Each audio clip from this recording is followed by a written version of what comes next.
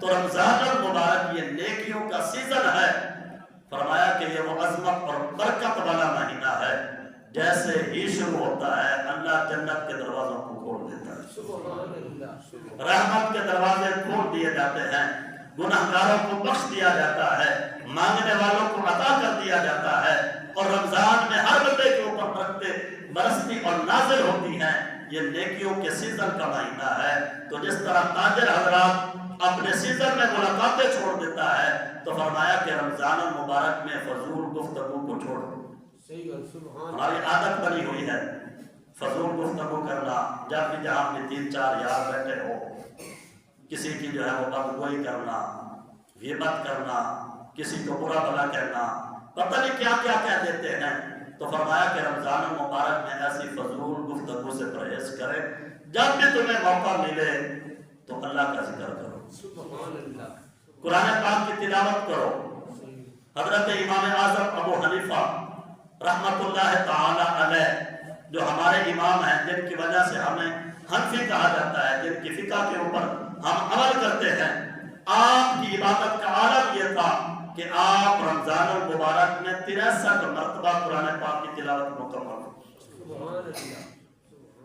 سب سے بڑے تاجر تھے، تاجر کپڑے کا کاروبار کرتے تھے، نامور تاجر تھے، لیکن اس کے باوجود بھی رمضان المبارک میں 63 مرتبہ قرآن پاک کی تلاوت کرتے تھے۔ ایک قرآن دن کو مکمل کرتے، ایک قرآن رات کو مکمل کرتے، اور 3 عشروں میں 3 قرآن تراویحوں میں مکمل فرماتے تھے۔ ہم سے تو ایک نہیں پڑھا جاتا، پڑھنا تو کیا بات ہے، ہم تو سو نہیں سکتے، تراویحوں میں کھڑے ہو کے ہم سے تو ایک قرآن بھی نہیں سنا جاتا، لیکن یہ بھی ہمارے بزرگ تھے۔ عبادت کا عالم یہ دیکھیں کہ رمضان المبارک میں دن میں ایک قرآن پڑھنا، رات میں ایک قرآن پڑھنا، اور تراویحوں میں سنت کے مطابق 3 عشروں میں 3 مرتبہ قرآن پاک پڑھنا۔ ہماری صورتحال کیا ہے؟ ہمیں وقت ہی نہیں ملتا، ہم کہتے ہیں نہیں ہمارے پاس ٹائم ہی نہیں ہے، کیسے ہم قرآن پڑھیں؟ جس طرح آپ کھاتے پیتے ہیں، باقی کا معاملات کرتے ہیں، باقی کام کرتے ہیں، ویسے ہی آپ قرآن بھی پڑھیں۔ عجیب سوال ہوتا ہے کہ میں فلاں کام کیسے کروں، میرے پاس وقت نہیں ہے، باقی جس طرح کام کرتا ہے وہ بھی کر۔ نماز نہیں پڑھی جاتی جی کیسے میں نماز پڑھوں، میں کام کرتا ہوں، میں فلاں کرتا ہوں۔ تو جس طرح باقی کام کرتا ہے، کیا نماز کے لیے اتنا وقت نہیں نکل سکتا؟ لیکن غفلت کی جو چادر دل کے اوپر پڑی ہوئی ہے، ہم کوشش ہی نہیں کرتے کہ اس کو ہٹا کے رمضان المبارک میں چلو بندہ اللہ کی بارگاہ میں سچی توبہ کرے۔ توبہ مانگنا، توبہ کرنا تیرا کام ہے، توفیق اللہ عطا فرماتا ہے۔ ارادہ تو بندہ کرے، نیت تو کرے، ارادہ تو کرے، پختہ ارادہ کرو، یقیناً اللہ توفیق عطا فرمائے گا، کام بھی سارے ہو جائیں گے، اور اس کے ساتھ ساتھ یہ معاملات بھی سمجھ جائیں گے۔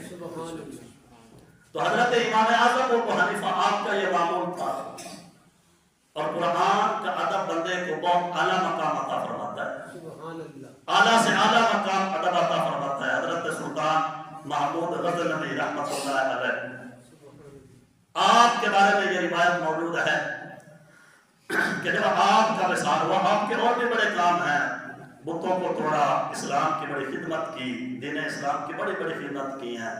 آج تو واحد بندے کے منہ میں جو لفظ آتے ہیں وہ بول دیتے ہیں، پتہ ہی نہیں، اپنی ذات کا پتہ ہی نہیں ہے کہ کہاں ہیں، لیکن ان لوگوں کے خلاف بات کرتے ہیں جنہوں نے اسلام کے لیے کام کیے ہیں، جن کا تاریخ اسلام میں سنہری نام ہے۔